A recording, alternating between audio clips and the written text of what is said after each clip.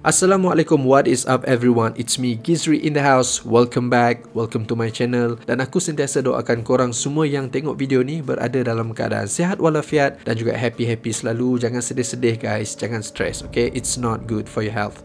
And trust me, true story. So guys, cerita yang akan aku sampaikan untuk korang dalam video kali ni masih lagi berkenaan dengan cerita seram. Korang pun tengok dekat thumbnail, memang cerita seram guys. Okay, aku tak nak buang masa korang semua. Macam biasa, my name is Gizri and this is The Story.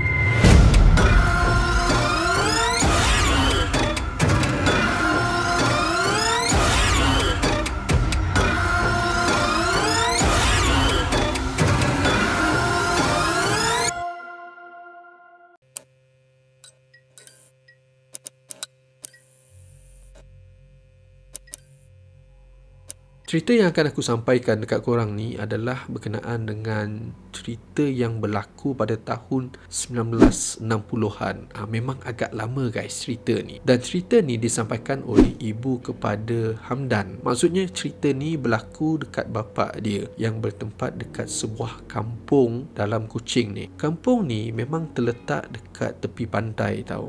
Pada waktu tu dia tak secantik sekarang lah. Dulu-dulu punya korang pun tahulah dia punya hutan, pasir, rumah, apa semua kan. Memang kampung pada waktu 1960-an tu. Dekat kampung tu memang banyak pokok kelapa tau. Pada zaman tu, orang zaman dulu kalau nak bekerja, kebanyakannya diorang ni akan pergi ke laut untuk mencari ikan. Itu merupakan sumber pendapatan diorang. Okey, kita berbalik kepada kisah yang akan aku sampaikan ni. Di mana ayah kepada Hamdan ni pada waktu tu dia telah mengikuti bapa dia. Maksudnya nenek Hamdan lah, pergi ambil buluh dan juga cari kayu api. Biasalah pada waktu tu memang kita tahu diorang ni memang akan pergi ke hutan nak cari barang-barang macam ni. Datuk kepada Hamdan ni merupakan seorang Bilal dan juga imam dekat kampung tu. Pada hari kejadian, bapa kepada Hamdan ni dan juga nenek dia masing-masing pergi ke dalam hutan tu dengan membawa peralatan seperti parang, kapak. Korang pun tahu pada waktu tu nak cari kayu api kena bawa peralatan-peralatan yang macam tu lah untuk menebang ataupun memotong pokok apa semua kan. Dan kerja tu macam biasalah dimulakan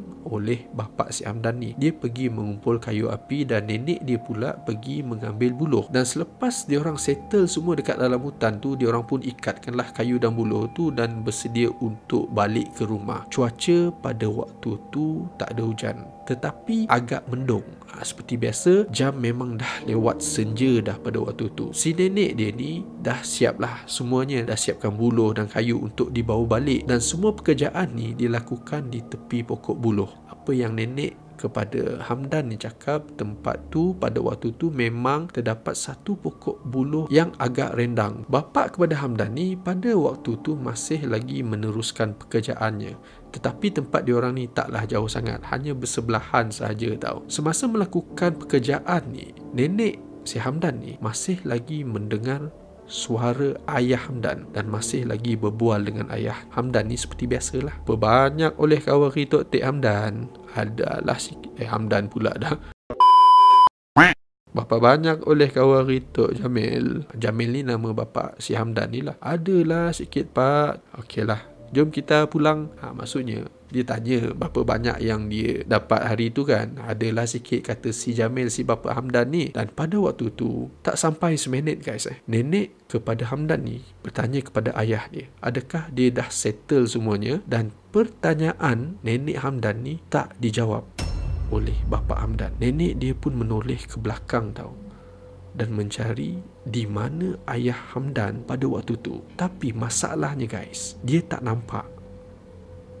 Dia toleh belakang memang tak ada dah ayah si Hamdan ni, si Jamil tu lah. Dan pada waktu tu nenek Hamdan cuba mencari di sekitar tempat tu dengan berjalan-jalan. Dia pusing dekat kawasan buluh tu di mana tempat last bapa Hamdan ni berada. Dan dia pun panggil lah si bapa Hamdan ni, Jamil, Jamil, ni kau. Dia mencari anak dia. Si nenek Hamdan ni pun hairan lah kan, tadi ada, sekarang dah tak ada. So mungkin apa yang si nenek Hamdan fikir pada waktu tu, yang bapa dia dah balik ke rumah. Tak apalah, aku balik dulu, mungkin Jamil ni dah balik kot. Si nenek Hamdan ni cakap lah. Dia pun terus balik guys. Dan setibanya di rumah, nenek si Hamdan ni mencari ayah Hamdan, namun tak ada guys. Dia belum sampai lagi ke rumah, nenek Hamdan dah rasa lain dah.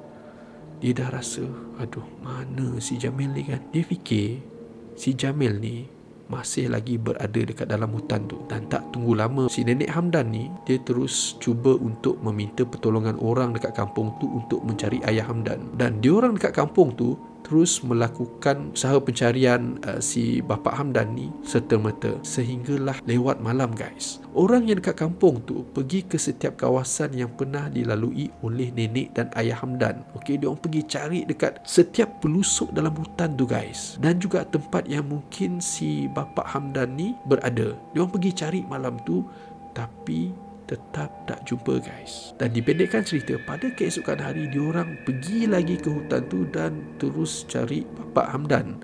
Okey, banyak pihak yang terlibat, sehinggalah tepat pada waktu maghrib, salah seorang ahli yang mencari Bapak Hamdan ni, dia menasihati supaya Nenek Hamdan melaungkan azan dekat dalam hutan tu, dengan harapan ayah Hamdan ni dapat ditemukan semula di atas pertolongan Allah Subhanahu Wa Taala. So pada waktu tu Nenek Hamdan pun mula melaungkan azan dekat kawasan hutan tu. Dia pergi dekat kawasan pokok buluh, tempat terakhir ayah Hamdan ni dilihat. Selepas dia azan pada waktu tu kan, belum habis lagi tahu azan yang dia laungkan, Nenek Hamdan ni, dia melihat ayah Hamdan, si Jamil ni, bersandar seperti seorang yang sangat-sangat letih tau, dekat pokok buluh, dekat tempat yang dia terakhir tengok tu. Apa yang jadi pada waktu tu, penduduk kampung yang ada dekat situ pun macam pelik dan hairan. Diorang dah pergi tahu tempat tu, diorang pusing-pusing, diorang pergi setiap tempat yang ada dekat dalam hutan tu, tak jumpa-jumpa guys. Tapi apa yang jadi lepas tu, diorang nampak bapa kepada Hamdan ni bersandar dekat pokok buluh tu selepas nenek dia laungkan azan. Apa yang digambarkan pada waktu tu, ayah Hamdan ni kelihatan memang sangat-sangat haus dan kelaparan, tetapi dia memang tak dapat nak jawab pada waktu tu, sebab dia dah dalam keadaan yang, apa orang cakap, dah nak pengsan dah. Memang dah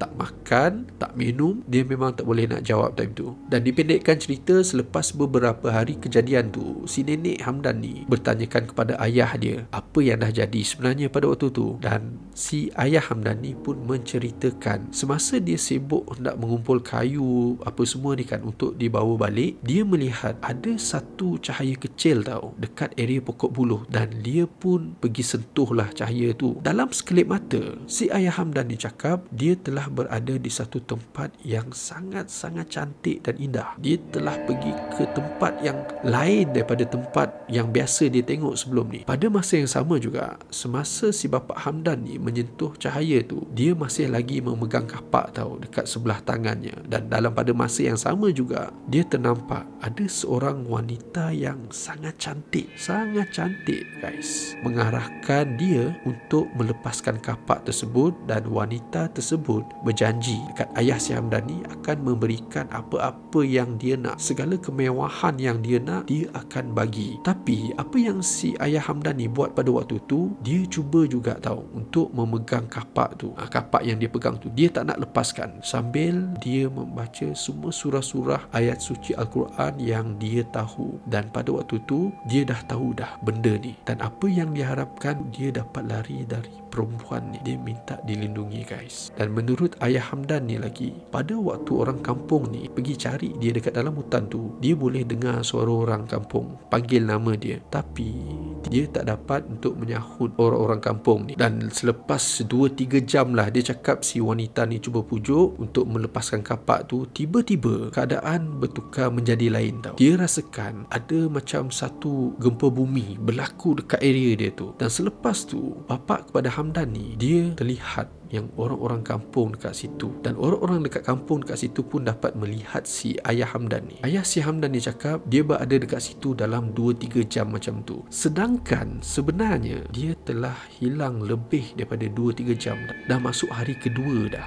Maksudnya di sini, sehari di alam kita memang jauh beza kalau dekat alam yang satu lagi tu. Dan pengalaman ni takkan pernah dilupakan oleh Hamdan dan juga ayah dia, nenek dia guys. Pengalaman masuk ke alam bunian. So guys, apa pendapat korang tentang cerita ni? Yes, kita pernah dengar juga kan sebelum-sebelum ni cerita yang sama, masuk ke alam lain. Na'udzubillah min zalik. Tak minta guys, tak minta. So guys, aku rasa setakat ni saja untuk video kali ni. Terima kasih kepada korang yang dah tengok video ni sampai habis. Thank you so much. So hit that like button if you like this video. Share it to your friends and your family. Subscribe kalau korang belum lagi subscribe channel aku. And I'll see you guys again in the next video. Peace.